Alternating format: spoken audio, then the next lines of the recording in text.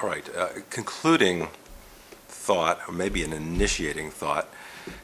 That might be an interesting kind of chunk. This is a, what is this a conclusion of, or what is this a conclusion for?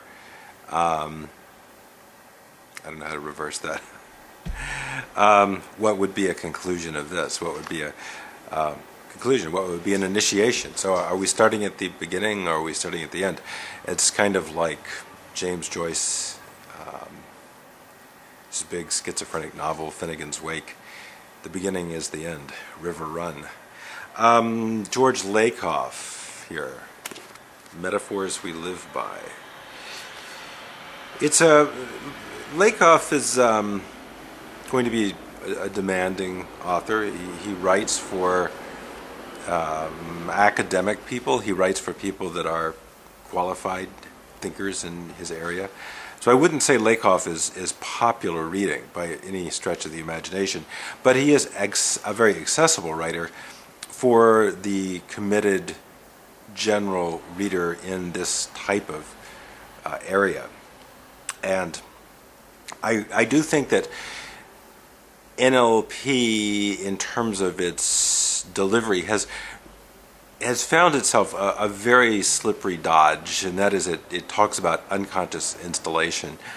And I'm aware of unconscious installation, and I've seen it done right, but I think what happens is when you start explaining everything away in terms of unconscious installation and saying, well, your conscious mind doesn't understand that, or we're bypassing your conscious mind. You really have no yardstick or metric to hold it to, or standards to hold the quote, content of that unconscious installation, whatever it may be. If you don't know what it is, or how that metaphor operates, or where this fits in your life, what is this a piece of? What is this a part of?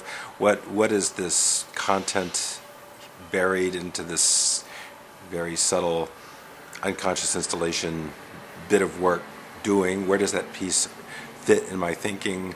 How does that piece become part of the whole of my thinking? In what way is that stuff going to become an ingredient in my thought processes? So yeah, it's very valuable to ask a lot of critical questions. And one of the things that I am attempting to do, and shift a little bit of this NLP flakiness and its tendencies to flakiness and its attractiveness to flaky people who want magical solutions to hard real-life problems. All right, my response to that is that you need conscious installation, which means things like reading hard books, engaging in well-structured exercises, delivering well-structured exercises, having a defined mission. And you're going to find that an awful lot in all kinds of books on strategies, tactics, achieving outcomes. You've really got to define your mission. You've got to explicitly define your mission. And I don't know, when someone just starts going off on some so-called unconscious installation, how clearly defined the mission is. What are we here for? Where is this taking us? What are we doing with this information? How does this information transform our interaction with the world? How does this information change our perceptual set? So what I'd like to do in pushing for and agitating for, I think is the right term, I will be agitating for the idea of conscious installation, strong practice, a lot of drill, a lot of fine-grained drill of explicit conscious methods and techniques for moving around the mental landscape. And the reason I like the three plane model, so you'll be talking on one plane, you'll chunk down from that, you'll chunk up to the higher logical level, down to the lower logical level, and this very busy movement throughout logical levels, and practicing that it is closely aligned with what is known as formal logic or formal argumentation, where the logical relationships are deliberately made very explicit. And that means that when we do the chunking, and we use chunking in a very determined way, and we use chunking in a focused and sort of purposive and somewhat reductive way, we're engaging in what is called deductive reasoning, okay?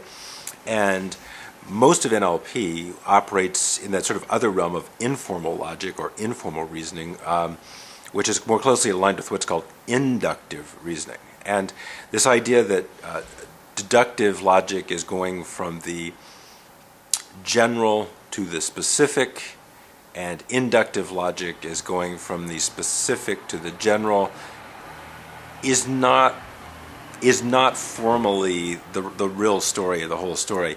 That is a real oversimplification, and I don't think that's how people who really study logic, argumentation, that kind of area, holds to that idea that you can be deductively going from the general to the specific, or the specific to the general, and you can inductively be going from the specific to the general, or the general to the specific.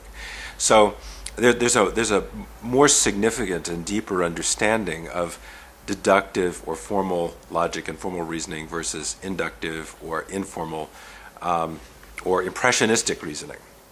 So what we're going to do by installing consciously through repetitive action, repetitive drill, the three logical level, three logical plane model, and include with that a great deal of interest in metaphor, in metaphorical structure, and metonymy and metonomic structure, and similar devices that are taken from the area of rhetoric.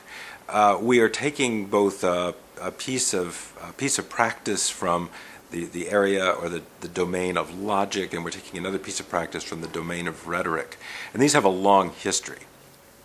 And building what we might say formal or quasi-formal structures, which we will practice like no tomorrow, practice like Jehu, over and over, moving around until these things become so unconscious and they become so part of our natural thinking and behavior, we lose all awareness. We can become completely amnesic to the learning process once we've mastered it and it's completely internalized, and we just float around as needed to whatever position, metaphors, logical levels, parts, wholes, ingredients, dependencies, containers, symptoms. What is this a metaphor for? What is a metaphor for this? What is a metaphor for what I'm doing right now? What is what I'm doing right now a metaphor for? Lakoff talks about journeys. You know, what type of journey are we embarked on? You know, it's very interesting to think about journeys and test your process, what you're doing against a journey. So you say, well, I'm taking this NLP seminar. Well, what is the purpose of this journey? Where does this journey take me? How does this journey change me? What is the meaning of this journey? And you could go down a logical level and think, well, what sort of journey am I on? What kind of personal journey have I brought to this thing? And you could ask dependency questions. What does completing my journey depend on? What out there is depending on me completing this journey or initiating this journey or changing the direction of this journey? So we become much more elastic and flexible, and ultimately far more powerful thinkers, explicitly more powerful thinkers that have more explicit power dealing with the real world and real conversations and real problems versus just tinkering around with kind of this incomplete, lightweight mental toolbox, grab bag, whatever shopping experience. So let's work on that. Okay, let's get good at that.